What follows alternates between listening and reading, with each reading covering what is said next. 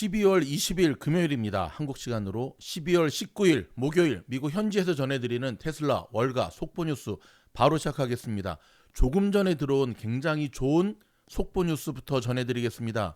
블룸버그 통신에 전한 바에 따르면 텍사스 어스틴에서 테슬라가 드디어 로보택시를 출시하기 위해 시 당국과 초기 협의를 진행 중이라고 밝혔습니다.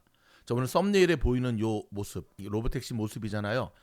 블룸버그는 공공 기록 청구를 통해 입수한 이메일 내용을 통해 테슬라 직원이 어스틴시의 자율주행차 태스크포스팀과 함께 5월부터 소통해온 사실을 확인했다고 전했습니다. 어스틴시의 자율주행차 TF는 지난해 설치된 자율주행 기업 및 지역 주민들과 협력해 자율주행차에 대한 의견과 관련 사고 데이터를 수집하는 한편 안전교육 절차를 수립하고 있습니다. 테슬라는 아직 공동 도로에서는 테스트를 시작하지 않았으며 어스틴에 있는 테슬라 제조 공장 기가팩토리 부지 내에서만 테스트를 진행 중인 것으로 확인됐다고 블룸버그는 전했잖아요. 테슬라는 지난 5일 어스틴에서 소방당국의 구조대원들을 대상으로 테슬라의 자율주행 기술을 다루는 방법을 교육하는 행사도 열었습니다. 앞서 머스크는 지난 10월 10일 로보택시 공개 행사에서 내년에 텍사스와 캘리포니아에서 완전 자율주행을 시작할 것이라고 밝혔죠.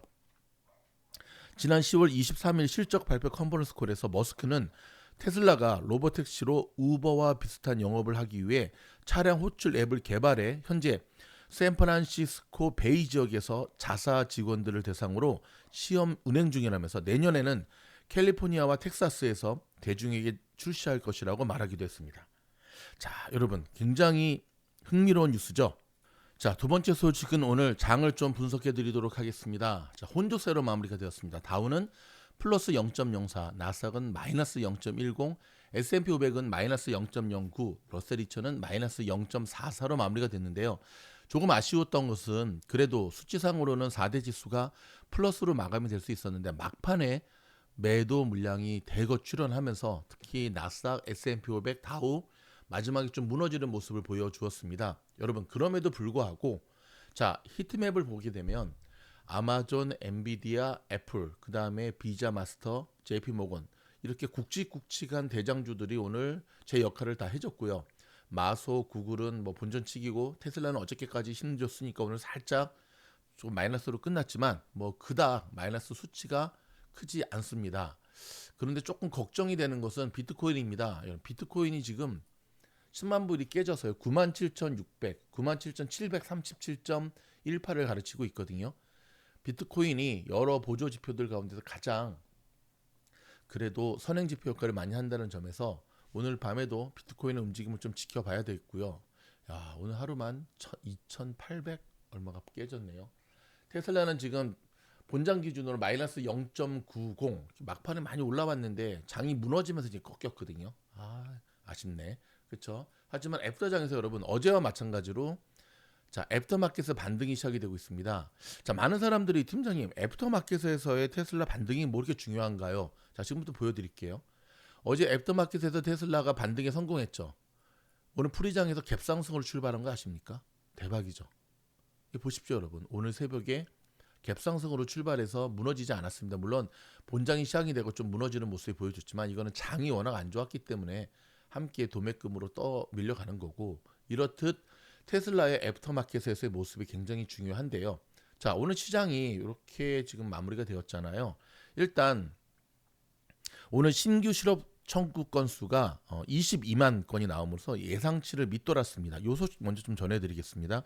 노동부가 지난주 신규 실업상 청구 건수가 22만 건으로 한 주 전보다 2만 2천 건이 감소했다고 19일 밝혔는데요. 이는 다우존스가 집계한 전문가 전망치 23만 건을 밑도는 수치입니다.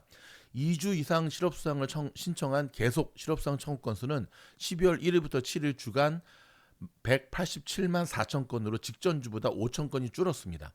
미국 연방준비제도가 금리 인하 속도를 늦추겠다고 밝힌 가운데 월가에서는 추가 인하 폭과 시기를 가늠하기 위해 미국의 고용시장 동향에 주목하고 있습니다. 이제 중요한 것은 내일이죠. 내일은 선물 옵션 만기일이기도 하기 때문에 진검승부. 제가 어제도 그런 말씀을 드렸죠. 진짜 승부는 언제다? 어제가 아니라 오늘과 내일이다. 왜냐하면 어저께 파월이 매로 변해서 그렇게 했기 때문에 월가에 수많은 기관들이 이제 비상회의를 했거든요. 야, 이거 어떻게 해야 되느냐? 비상회의를 하면서 오늘 일단 반등에 성공했고요. 자, 오늘 애프터마켓에서 어닝 발표한 두 종목 좀 전해드릴게요. 하나는 나이키고 또 하나는 페덱스 발표했는데요. 자, 두 종목 다 일단 BTS입니다. 나이키 잘 안 나올 줄 알았거든요. 자, 여기서 한마디. 팀장이 나이키가 잘 안 나올 것으로 예상한 가장 큰 이유 중에 하나는 뭐냐면 중국 내 매출이 여전히 회복이 안 됐을 거라고요. 중국 소비가 안 살아났으니까. 예상했던 대로 중국 내 매출이 별로였는데도 불구하고 이렇게 쳐 올렸습니다. 그러니까 뉴스들은 갖다 붙이기 나름이라니까요. 따라서 우리는 항상 발표하기 전에 뭔가를 사면 된다 안 된다 안 된다. 발표하고 올라서서 내려올 때 쇼 쳐야겠죠. 예, 팀장은 그렇게 했습니다. 네, 수익 냈고 페덱스도 보시면 어닝 잘 나와서 올렸지만 계속 흘러내리는 모습 보이시죠. 이게 이제 가이던스에 대한 우려 때문에 이런 모습을 계속해서 보여주고 있는 거거든요. 요거 좀 기억하셔야 되고요. 자, 마소 소식 좀 전해드리도록 하겠습니다. 차트는 다시금 테슬라 딱 띄워놓고 와, 여러분 어떻습니까? 테슬라 애프터장에서 지금 1.11%. 여러분 저희 미주노을 방송 들으시는 분들 이제 느낌이 오시죠? 테슬라 트레이딩 5교시 이 애프터마켓에서 하면 정말 대박이겠구나. 맞습니다. 요즘 모습이 바로 이러한 모습들이 계속해서 나타나고 있거든요. 자, 여기 보면 다음 소식은 여러분 마소 소식인데요.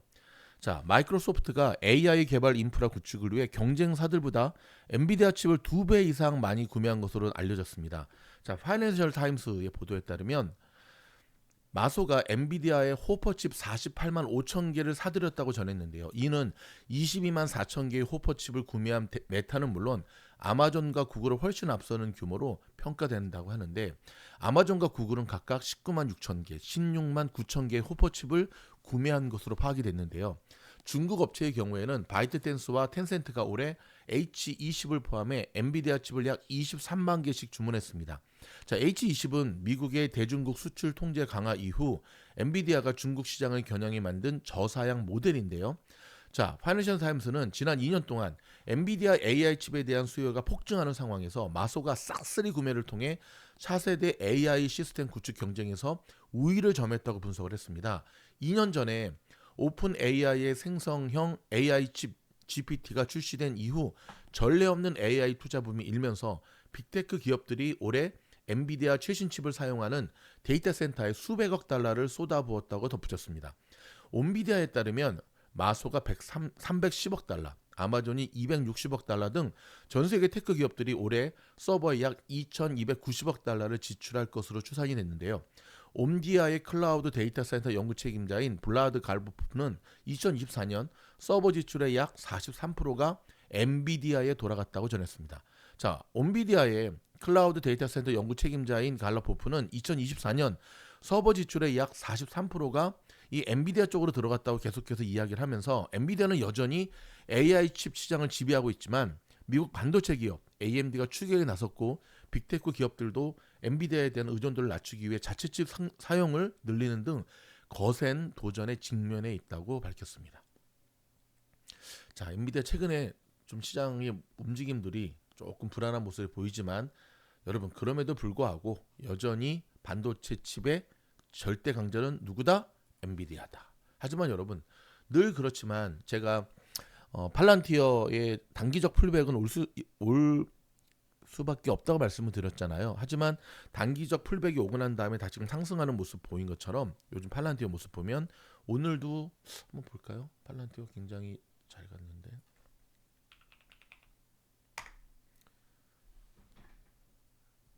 네, 본장에서 플러스 3.78% 애프터마켓에서 지금 상승하고 있죠. 단기적인 풀백은 올 수밖에 없습니다, 여러분. 뭐 주식이 밑도 끝도 없이 계속 오를 수는 없잖아요. 근데 중요한 건 뭐냐면 그런 단기적 풀백이 오고 난 다음에 재상승이 일어나는 부분이거든요. 자, 걱정하지 않으셔도 되고 엔비디아, 테슬라. 근데 이제 우리가 한 가지 기억해야 될 것은 그 단기적 풀백 기간 동안에 여러분들이 버틸 수 있어야 되는데 몰빵을 하거나 레버리지를 쓰거나 뭐 남의 돈 빌려서 하거나 하면 그걸 못 견딘다는 게 문제거든요. 결국 주식을 잘한다고 하는 것은 우리가 수많은 정보들을 안고 하는 것도 중요하지만 정말 중요한 것은 자기 자신에 대한 매매 원칙과 스스로에 대한 자기 이해가 선행되어야 됩니다. 많은 사람들이 저희 미주노 공부방에 지금 지원을 하고 계시거든요. 내년 뽑게 되는 우주 7기. 자, 많은 분들이 묻습니다. 미주노 공부방은 도대체 뭐가 다르길래 그렇게 까다롭게 뽑습니까?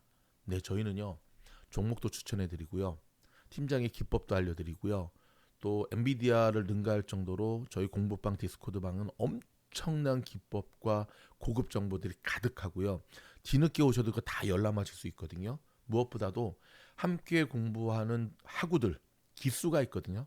학우들 때문에 또 선배들 때문에 많이 배우고 멘탈 관리도 되고 외롭지 않고 즐겁게 공부할 수 있다는 장점이 있습니다. 자, 그렇다면 어떻게 미주노래 가입하게 되느냐? 가지 마세요. 그거 끝나. 요거. 공부방 지원 링크 요거 딱 클릭해서 들어오시면 제가 여러분들을 맞이하도록 하겠습니다. 오늘 저희가 준비한 뉴스는 여기까지. 짧죠? 그리고 제가 잠시 외출하고 갔다가 좋은 영상으로 여러분들께 지원하겠습니다. 고맙습니다.